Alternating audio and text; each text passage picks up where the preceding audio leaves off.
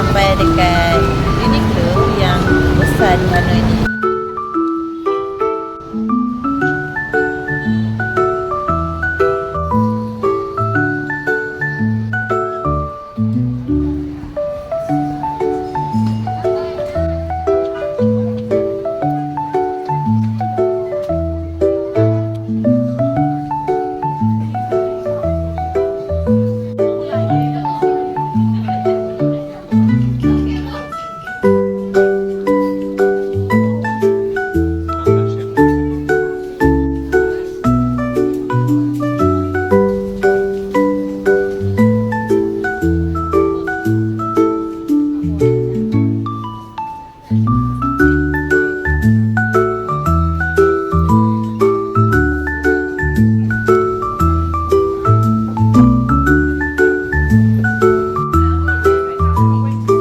Beli dah.